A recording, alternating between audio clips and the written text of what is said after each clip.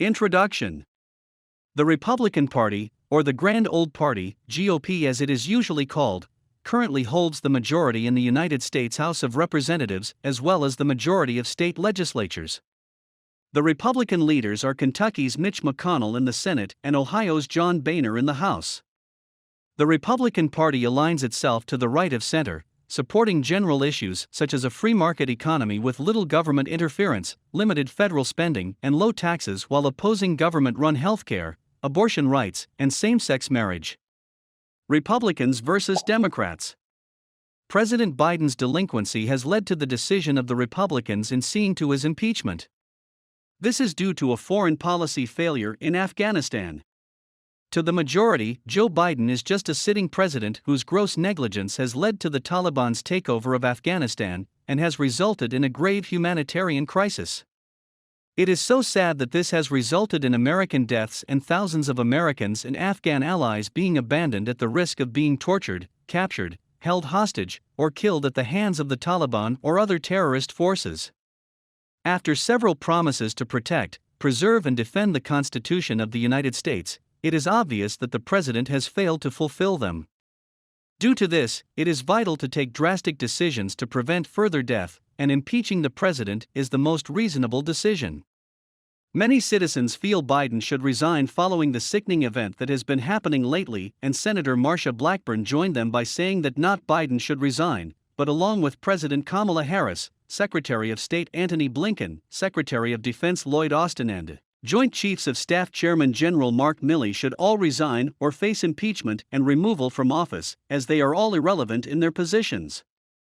The lives of thousands of Americans are still at risk as they remain in Afghanistan awaiting evacuation from the Taliban-controlled country, and the president has still not done anything regarding that.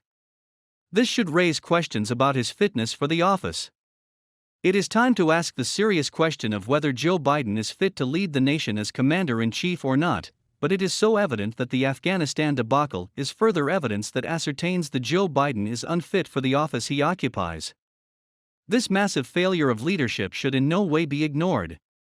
It is unbelievable that Joe Biden found it acceptable to withdraw the troops before first ensuring the safe evacuation of Americans and her allies.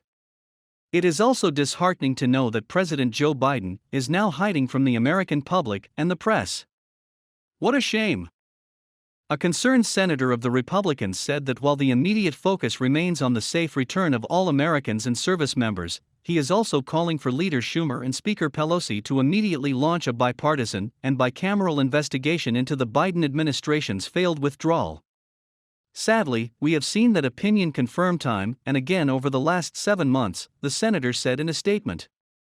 The unmitigated disaster we've seen in Afghanistan is only the most recent debacle created by Biden and his team of incompetence. The nation, and the men and women who honorably serve and sacrifice for it, deserve far better than the president is treating them. President Joe Biden is shedding supports from independents. The drop in support comes at a precarious time for the first-year president whose administration has been under fire for its handling of the pullout of the U.S. forces from Afghanistan. Independents are turning away from Biden even though most of them share his concerns about coronavirus and have consistently joined in supporting more preventive measures. Former President Donald Trump and Republican lawmakers lashed out at the Democratic President Joe Biden after 12 United States troops were killed and 15 wounded in Kabul. Now let's take a look at President Joe Biden's approval rating. It is at its lowest point in his presidency. It has also been on a steady decline in the past few months. In the average of polls, he stands at about 47%. That is also a steady decline from the beginning of this month when he had a 51%, last month when he had a 52%, and the beginning of June when he had a 54%. It would be quite easy to assign Biden's decline to the withdrawal of American troops from Afghanistan, but as the data shows, he has been trending downward for a while, and the truth is that he is losing ground on several key issues in the country. Let's take the coronavirus pandemic, for example, that had been one of Biden's best issues. He was trusted more than former President Donald Trump to handle it in poll after poll during last year's election. Trump likely would have won in 2020 had people trusted him more. Biden's approval rating on the coronavirus had consistently been in the 60s for the first 6 months of his presidency. After a while, this declined to the high 50s in July and has sunk to the 50s in August. Joe Biden's overall approval rating has, however, declined at a similar rate to his coronavirus pandemic approval rating. The problem for Biden is that people are reacting to what they can see on the ground. Coronavirus cases and hospitalizations are the highest they have been since the beginning of the year, as the Delta variant has taken hold in the United States. More and more people are scared on a daily about catching the coronavirus than they have since the beginning of the spring when vaccines became widely available. Most Americans think that the worst of the virus is still ahead of them, which is a shift from earlier this year. His administration has also led to a drop in the economy of the nation. During August, Biden's average approval rating on the economy has been just 47%. That is a decline from the 51% it averaged during July. The decline of Biden's economic approval rating should be worrying to him. His economic approval rating has been closely tied to his overall approval rating. Right now, both of them are at 47% in the average of polls. Click the button to enter an email to sign up for CNN's Meanwhile in America newsletter. Biden's average approval rating on Afghanistan stands at a mere 34% earlier in the week. You barely see anything close to a 24-point drop on a president's handling of an issue in such a short period. The fact that three big issues are going against Biden at the same time makes it more difficult to figure out what exactly is driving his overall approval rating down. To some degree, it is probably all three issues. Indeed, the entire mood of the country has dived recently. Just 33% of the country say the country is going in the right direction in an average of recent polling. The rest say it is going in the wrong direction. This 33% is notable because optimism in the country under Biden had been reaching levels it had not seen in a long time.